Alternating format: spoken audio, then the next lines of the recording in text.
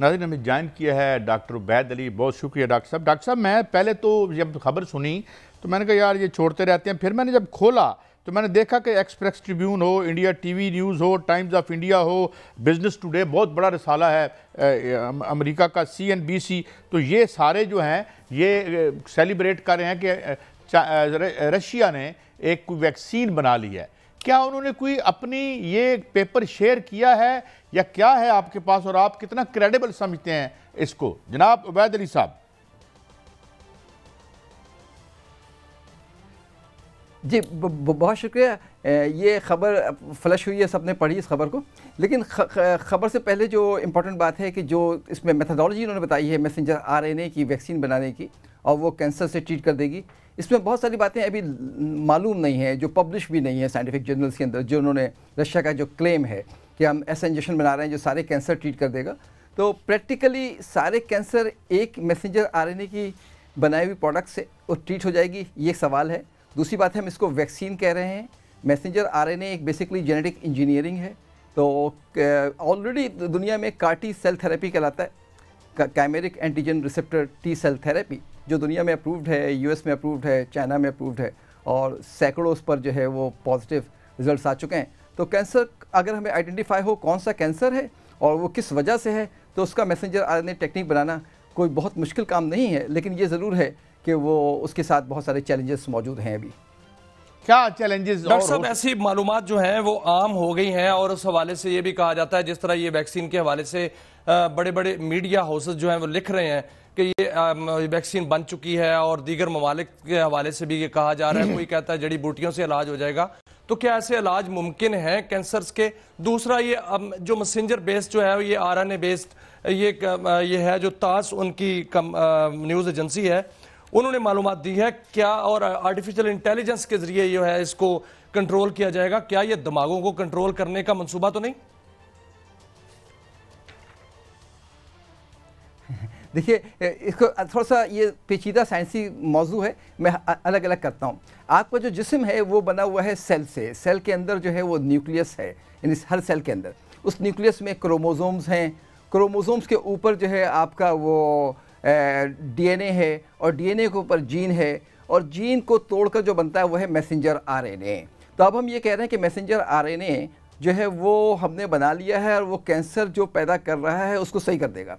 तो कैंसर किस जगह पे ख़राब हुआ है, ये एक बहुत बड़ा सवाल है। अब ये जो बात है कि मीडिया में पब्लिश हो रहा है, तो मीडिया में बहुत सारी चीज़ें पहले भी पब्लिश हुई हैं, और बहुत रिलायबल मीडिया में पब्लिश हुई हैं। जब आप प्री कोविड देखें, या कोविड के दौरान देखें, या पोस्ट कोविड देखें, तो वो साइंटिफिक एविडेंसेस में जब तक हमें ये नहीं पता हो कि कोई चीज़ क्यों हो रही है और कैसे हो रही है, उसका एविडेंस क्या है, वो बहुत अहम है। ये क्लेम करना कि एक ही मैसेंजर RNA की वैक्सीन के ज़रिए हम कैंसर ट्रीट कर देंगे, ये पहला सवाल वैक्सीन की डेफिनेशन के ऊपर है। वैक्सीन की डेफिनेशन जो है वो बॉडी के इम्यून सिस्टम को टैकल करने के लिए ज़िंदा मुर्दा वायरस या बैक्टीरिया को भेजना होता है।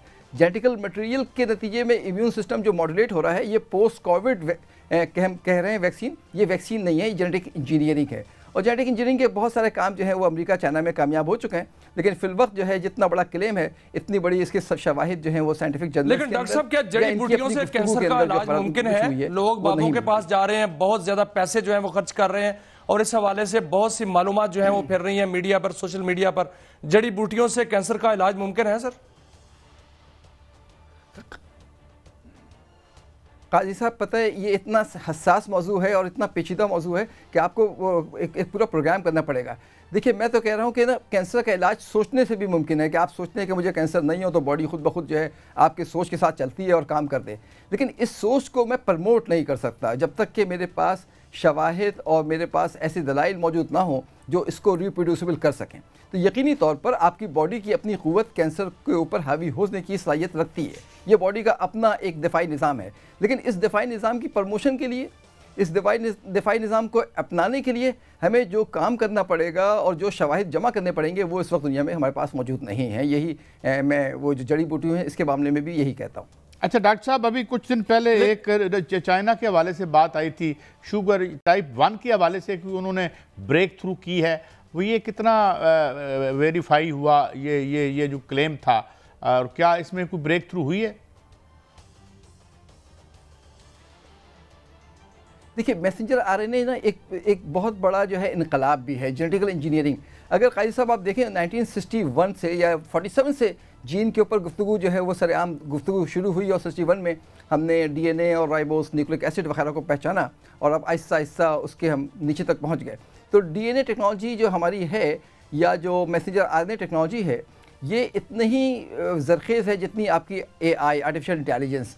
तो अभी मगर बहुत सारी बातें जो हैं वो महदूद हैं।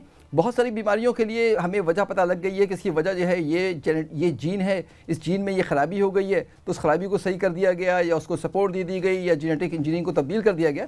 ये इसका पहला स्टेज है। सेकंड स्टेज ये है कि उसके बाद जो मसाइल आएंगे, जैसे आपने देखा होगा अमेरिका में 4-5 लोगों को हमने ये पिक के अंदर वो पहले मॉड्यूलेट किया किडनी को और किडनी को ट्रांसप्लांट कर दिया इंसानों में। तो 3-4 लोग इंतकाल भी कर चुके हैं, लेकिन उसके बावजूद उन्होंने अपना काम नहीं छोड़ा और ट्रायल्स जारी हैं। अभी जो खातून है जिसको अक्टूबर में किया था, सितंबर-अक्टूबर में, वो हॉस्पिटल से वो घर जा भी चुकी है। तो वो जेनेटिकल मॉडलिंग में बहुत सारे चैलेंजेस हैं कि वो बाद में कैसे रिएक्ट करता है और जो सही आपकी जो जीन है उसको तो नुकसान नहीं पहुँचाएगा। जो आप मैसेज भेज रहे हैं बॉडी में, वो मैसेज बाद में कोई ख़राबी पैदा तो नहीं करेगी। ये एक बड़ा पेचीदा साइंसी मजमून है। कभी मौका दीजिएगा उसको। लेकिन डॉक्टर साहब आपको याद हो जब कोरोना आया था तो उस वक्त भी सबसे पहली जो वैक्सीन आई थी वो रूस से ही आई थी और उसके बाद चाइना ने भी इसका इलाज निकाला, फिर जो है वो यूरोप में गई, बरतानिया ने भी इलाज निकाला। तो हो सकता है कि जो कैंसर का इलाज है वो भी चाइना रूस से ही शुरू हो और चाइना से ज़ियाबतस का इलाज जो है वो शुरू हो। ये जो फार्मास्यूटिकल कंपनीज हैं उनका कारोबार तो इससे ठप हो सकता है, इसलिए इसको हो सकता है कि ये वैक्सीन जो है वो बेहतर हो जाए और इसके रिजल्ट अच्छे आए। देखें साइंस में हम स्पेकुलेशन जो है ना वो कड़ियाँ जोड़ के करते हैं। तो कड़ियाँ जो अगर आप जोड़ेंगे तो अगर आप कहें कि मेरी कार कल जो है वो जहाज़ बनकर यहाँ से आधा घंटे में अमेरिका पहुँच जाएगी, तो हाइपोथेटिकली तो हम कह सकते हैं। हमारे पास इस वक्त इस बात को कहने के लिए जो साइंटिफिक हमें सपोर्ट चाहिए वो अवेलेबल नहीं है। एक अगर आप कोई मैसेंजर आरएनए के बनाने के बाद या एक मैसेंजर आरएनए से मुख्तलिफ कैंसर को ट्रीट कर सकते हैं, तो ये बात अभी हज़म होने के काबिल नहीं है। हाँ, पर्टिकुलर मरीज़ के लिए आपने वो आरएनए डेवलप किया हो और उसके लिए आपने एआई का सहारा लिया हो, एआई ने बहुत सारे सवालों के जवाब दे दिए हों, हाफ ए सेकंड के अंदर उसने जो है वो डिज़ाइन कर दिया हो मैसेंजर आरएनए और उसको आपने सिंथेसाइज कर लिया हो। ये सब बातें थ्योरेटिकल समझ में आती हैं, लेकिन प्रैक्टिकली जब इसको करेंगे और इम्प्लीमेंट करेंगे तो उसके बाद बायोलॉजी, मैथ्स और केमिस्ट्री के दरमियान जो फासला है वो उसको नापना पड़ेगा। बायोलॉजी अपने अंदाज से सोचती है और मैथ्स अपने अंदाज से सोचता है। तो फिलवक्त मेरे पास बायोलॉजी और मैथ्स को इक्विलेट करने के लिए शवाहिद मौजूद नहीं है। अच्छा डॉक्टर साहब, एक और बात मैं एक और लेवल से आपसे बात पूछना चाहता हूँ। पहले भी आपसे बात होती रहती है, बहुत बड़े ये फाइनेंशियल स्टेक्स हैं इस वक्त। फार्मास्यूटिकल पे बड़ा एतराज़ भी होता है पूरी दुनिया में और ये कहा जाता है कि नई चूँकि वो इन्वेस्टमेंट्स उनकी इन प्लेस होती हैं, उनके प्रॉफिट्स वापस नहीं आए होते जो कुछ वो मार्केट कर चुके हैं। तो ये जो R&D है, रिसर्च एंड डेवलपमेंट है, उसके रास्ते में ये खुद भी एक रुकावट है। कितना लैंड करते हैं क्रेडिबिलिटी आप इस एतराज़ को? अच्छा, अब ये मेरा ज़ाती एक आम आदमी का तबसरा भी है जिसके पास बैकग्राउंड साइंस का भी है। आप तो इस हद तक कह रहे हैं, मैं तो इस हद से ज़रा सा एक स्टेप आगे चला जाता हूँ कि जो आपका कोर्स डिज़ाइन हो रहा है, जो बच्चे पढ़ रहे हैं, वो डिज़ाइन जो है वो बिज़नेस को प्रोटेक्ट करने के लिए है, बीमारियों को से एक अफरा तफरी फैलाने के लिए है ताकि वो दवाएँ बिक सकें। अगर आप प्री एंड पोस्ट कोविड जो कुछ हुआ, जितनी दवाओं को हमने प्रमोट किया, उसके नतीजे में जो दवाएं इस्तेमाल की गई, उसके नतीजे में जो कॉन्सिक्वेंस आए, उस कॉन्सिक्वेंसेस को रोकने के लिए जो दवाएं इस्तेमाल की गई, जब इसका फाइनेंशियल इम्पैक्ट निकालेंगे, ये दुनिया का सबसे नंबर 1 बिजनेस बन जाएगा। तो वो आप ये कह रहे हैं लेकिन डॉक्टर साहब, मेरी आज एक साइंसदान से बात हो रही थी, वो कह रहे थे कि पाकिस्तान के पास भी ये कैपेबिलिटी है कि वो वैक्सीन बना सकते हैं, कोरोना की भी बना सकते थे और जो रूस ने बनाई है वो भी हम बना सकते हैं। इसमें बायो सेफ्टी लेवल 4 चाहिए, 3 हमारे पास है, 4 हमें दे दिया जाए, इंफ्रास्ट्रक्चर बना दिया जाए, 1 साल में जंगी बुनियादों पर हम काम हो, तवज्जो दे हुकूमत, तो हम बड़ी वैक्सीन बना सकते हैं जिसमें बड़ी बड़ी बीमारियों का इलाज हो सकता है। क्या आप समझते हैं पाकिस्तान के पास ये कैपेबिलिटी है? पाकिस्तान वैक्सीन बनाने में इस खित्ते में सफ़े अव्वल पे रहा है। पाकिस्तान वैक्सीन बनाता रहा है। आप जिस उम्र में हैं, मैं जिस उम्र में हूँ, हमारी बॉडी को जो वैक्सीन लगी है वो पाकिस्तान के NIH में बनी है। वैक्सीन और मैसेंजर RNA दो के दरमियान जो फासला है वो बहुत बड़ा है। हम दो मौजू को वैक्सीन बनाना, आज भी एनिमल की वैक्सीन पाकिस्तान में बन रही है, आज भी ह्यूमन वैक्सीन पाकिस्तान में बन सकती है, कोई ये रॉकेट साइंस नहीं है वैक्सीन का बनाना। लेकिन सवाल ये है कि वैक्सीन की किस टेक्निक की आप बात कर रहे हैं। आजकल मैसेंजर RNA को भी हमने वैक्सीन डिक्लेयर कर दिया है, ये दुनिया ने। अच्छा, मैसेंजर RNA सिर्फ किसी इन्फेक्शन के अगेंस्ट इस्तेमाल नहीं हो रहा। अब जो हम क्लेम करने जा रहे हैं, जो हमने अल्फाज के मतलब तब्दील किए हैं कि ये वैक्सीन बॉडी में होने वाले कैंसर सेल को भी मारेगी।